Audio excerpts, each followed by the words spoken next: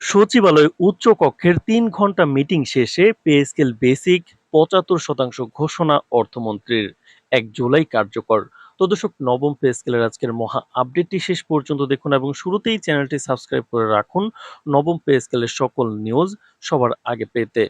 আজ সচিবালয় মন্ত্রী পরিষদ কক্ষে অনুষ্ঠিত সরকারের উচ্চ কক্ষের এক অত্যন্ত গুরুত্বপূর্ণ এবং দীর্ঘ বৈঠকে এই চূড়ান্ত সিদ্ধান্ত গ্রহণ করা হয়। টানা ৩ ঘন্টারও বেশি সময় ধরে চলা এই রুদ্ধদ্বার বৈঠকে দেশের সামগ্রিক অর্থনৈতিক পরিস্থিতি, জীবনযাত্রার ব্যয়ভার এবং সরকারি কর্মকর্তা-কর্মচারীদের দীর্ঘদিনের দাবি পুঙ্খানুপুঙ্খভাবে বিশ্লেষণ করা হয়। বৈঠক শেষে আয়োজিত এক জরাকীর্ণ সংবাদ সম্মেলনে অর্থমন্ত্রী আনুষ্ঠানিকভাবে এই মেগা বেতন কাঠামোর ঘোষণা দেন। সংবাদ সম্মেলনে অর্থমন্ত্রী অত্যন্ত স্পষ্ট ভাষায় ঘোষণা করেন যে বৈষম্য দূরীকরণ এবং তৃণমূল পর্যায়ের কর্মচারীদের আর্থিক নিরাপত্তা নিশ্চিত করতে এবার ১১ থেকে ২০ গ্রেডের কর্মচারীদের মূল বেতন বা বেসিক ১ লাফে ১৮০% বাড়ানোর সিদ্ধান্ত নেওয়া হয়েছে। অন্যদিকে কাঠামোগত ভারসাম্য বজায় রেখে ১ থেকে ১০ গ্রেডের উচ্চপদস্থ কর্মকর্তাদের মূল বেতন ৬০% বৃদ্ধি করার সিদ্ধান্ত গৃহীত হয়েছে। ঘোষিত এই বিশাল বেতন কাঠামো দেশের অর্থনীতির উপরও যাতে হঠাৎ কোনো বড় ধরনের চাপ সৃষ্টি না করে সেজন্য সরকার এটি ২টি সুনির্দিষ্ট ধাপে বাস্তবায়ন করার একটি দূরদর্শী পরিকল্পনা গ্রহণ করেছে। অর্থমন্ত্রী জানান, আগামী ১ জুলাই থেকে প্রথম ধাপের কার্যক্রম দেশজুড়ে একযোগে কার্যকর করা হবে। এই প্রথম ধাপে সকল স্তরের কর্মকর্তা ও কর্মচারীদের বর্ধিত মোট মূল বেতনের ৭৫% সরাসরি প্রদান করা শুরু হবে। অর্থাৎ নতুন স্কেল অনুযায়ী যে বেতন নির্ধারিত হবে তার সিংহভাগই কর্মচারীরা আগামী জুলাই মাস থেকেই হাতে পাবেন। প্রথম ধাপের এই বড় ধাক্কা সামলে ওঠার পর সরকার দ্বিতীয় ধাপের বাস্তবায়নে হাত দেবে। দ্বিতীয় ধাপে বাকি থাকা ২৫% মূল বেতন বুঝিয়ে দেওয়া হবে এবং একই সাথে চিকিৎসা, বাড়ি ভাড়া, যাতায়াত সহ অন্যান্য সকল প্রকার সরকারি ভাতা একযোগে ৫০% বৃদ্ধি করে তা কার্যকর করা হবে।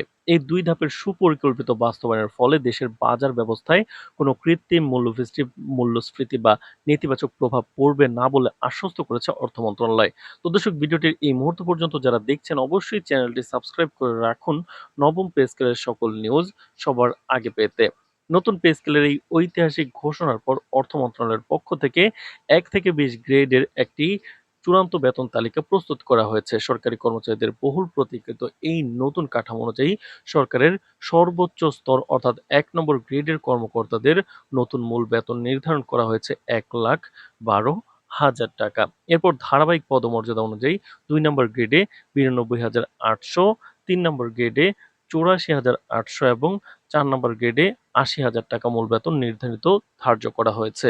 মধ্যম সারির কর্মকর্তাদের ক্ষেত্রে ৫ নম্বর গ্রেডে ৩৪,৪০০, ৬ নম্বর গ্রেডে ৬৬,৪০০, ৭ নম্বর গ্রেডে ৫৭,৬০০ টাকা, ৮ নম্বর গ্রেডে ৪৮,০০০, ৯ নম্বর গ্রেডে ৪৪,৮০০ এবং ১০ নম্বর গ্রেডে ৩৮,৪০০ টাকা বেসিক পে নির্ধারণ করা হয়েছে। অন্যদিকে প্রশাসনের তৃণমূল পর্যায়ের বৈষম্য দূরীকরণে নেওয়া বিশেষ পদক্ষেপের কারণে ১১ থেকে ২০ গ্রেডে বেতনের হার তুলনীয়ভাবে অনেক বৃদ্ধি পেয়েছে। নতুন এই তালিকা অনুযায়ী ১১ নম্বর গ্রেডের কর্মচারীদের নতুন মূল বেতন নির্ধারণ করা হয়েছে ৩৪,০০০ টাকা।